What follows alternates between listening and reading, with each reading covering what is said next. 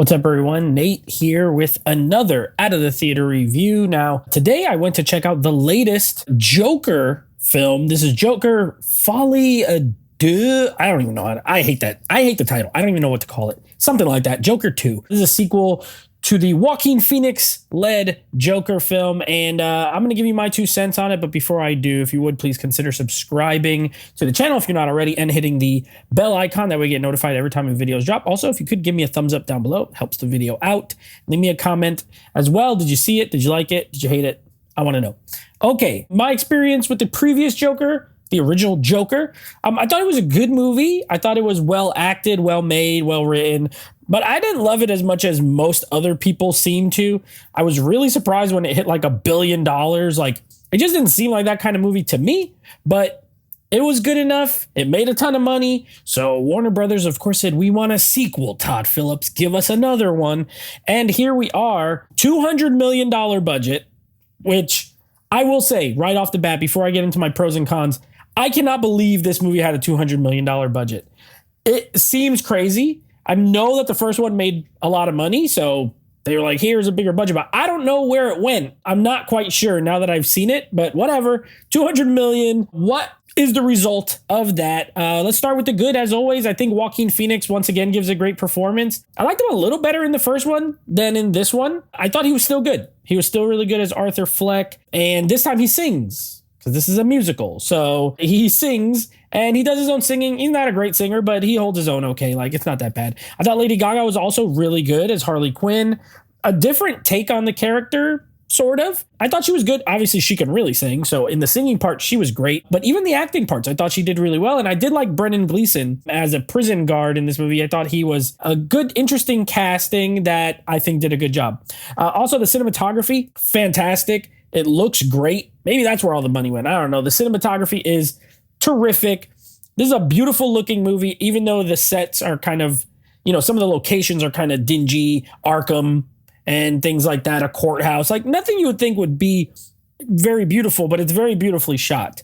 So I thought that was really good as well. Other than that, I did not like this movie at all. I did not like it at all. Not for me at all. The musical numbers are, I don't know why they thought the idea to go with for a sequel to the Joker movie was to make it a musical. I have no clue. It did not work, in my opinion. Some of the musical numbers are like in dream sequences, so they look cool. They look like they were on a stage in a theater or something like that in the dream sequences, and some are in regular life. And I don't like either one. I think they're both bad. The songs that are chosen none of them are original. However, I only knew like 2 of them. I've never heard of some of these songs. The musical numbers were not memorable. I thought one was kind of memorable, but when you're doing a musical, your numbers need to be kind of big. They need to be stand out. They need to be memorable. And these were not. I could only remember one, and the rest of them just sort of happened. It took me out of the movie every single time they're all of a sudden like singing a song. I'm like, oh my God, here we go again. And there's a lot. There's like a lot of musical numbers in this. Beyond that, because there's so many songs, the script is like pretty thin. There's not a lot that happens in this movie. This takes place directly after the first film. Arthur is in prison for what he did in the first movie, committing murders. Spoiler for the Joker, if you haven't seen it. He's in Arkham. He's going to trial. That's the movie. He's in Arkham, he meets Harley Quinn, and he goes to trial. The whole entire 2+ hours is that, and the only 2 locations you really get are Arkham and courtroom. That's it. 1 or 2 times they're like driving outside. Other than that, 2 locations, and these courtroom scenes go forever. The trial goes forever. It was not that interesting. It's really boring. This is a really boring movie. And the first one, while I didn't love it, and I thought it was good. I didn't love it, though. I was never bored. I was bored in this one. Like, I could not wait for this movie to end. It didn't work for me. It could be well made all at once. And it is. Well shot. Good score. Good actors. Good performances. On a technical level, I don't really have any problems with the movie. My problem is that I was bored. I was not entertained. It's not very funny. There's a couple parts where they're trying to do like humor, obviously, like, because, kind of darker humor, but not very funny. And the script was thin and not good. I don't think it's a very well written movie.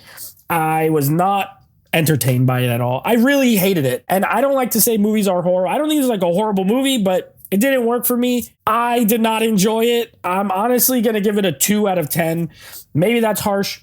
That's my opinion. I did not like it. So maybe you'll have a better time with it than I did. Anyway, 2 out of 10 for me for Joker 2. What a dud. I'll be back next week with another Out of the Theater review. I will be seeing Terrifier 3. So I'll give you my thoughts on that one. And until then, take it easy.